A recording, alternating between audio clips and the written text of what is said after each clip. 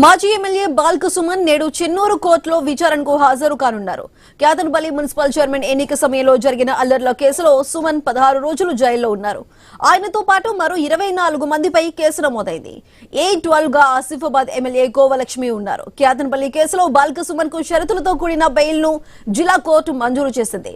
చెన్నూరులో ఎన్నికల కోడ్ ఉల్లంఘనపై సుమన్ పై మరో కేసు నమోదైంది. 4 రోజుల పాటు కస్టడీకి ఇవ్వాలని పోలీసులు వేసిన పిటిషన్ పై నేడు కోర్టులో వాదనలు జరగనున్నాయి.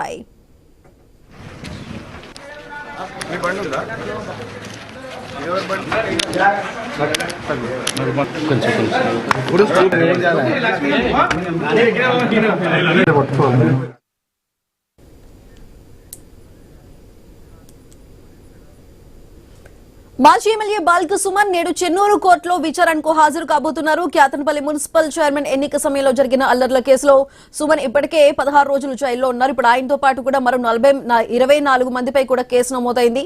అయితే ఈ రోజు కూడా కోర్టుకు హాజరు కాబోతున్నారు సుమన్. దీనికి సంబంధించి పూర్తి డీటెయిల్స్ మా ప్రతినిధి శ్రీనివాస్ అందిస్తారు.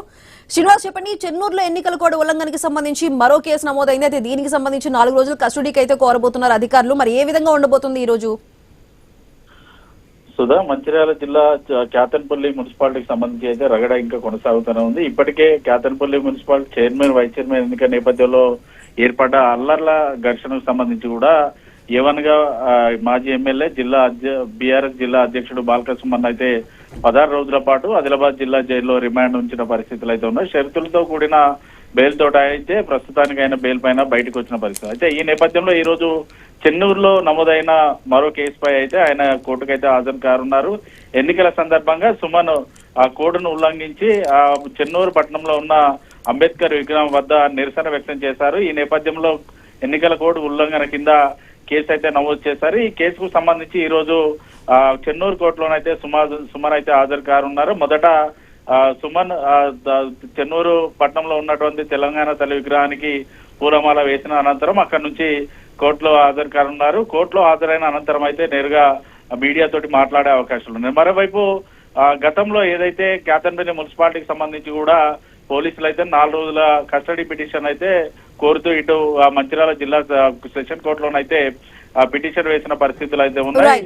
మొదట వేసినటువంటి పిటిషన్ ఇటు కోర్టు కొట్టేసినప్పటికీ మరో 4 రోజుల పాటు కస్టడీకి ఇవ్వాలంటూ కూడా పోలీసులు అయితే కోరారు. కస్టడీ పిటిషన్ సంబంధించి కూడా ఈ రోజు అయితే ఇరు వర్గాల లాయర్లు అయితే వాదనలు అయితే వినిపించనున్నారు. మధ్యాహ్నం వరకు కస్టడీ పిటిషన్ సంబంధించినటువంటి తుది తీర్పు అయితే వెలువడే అవకాశం ఉంది. దీంతో అయితే ఇటు చెన్నూరుకి సుమన్ రావడంతో అయితే భారీగా కార్యకర్తలు అయితే చెన్నూరుకి అయితే చేరుకుంటున్న పరిస్థితులు ఉన్నాయి. Sudha. Right Srinivas, thank you.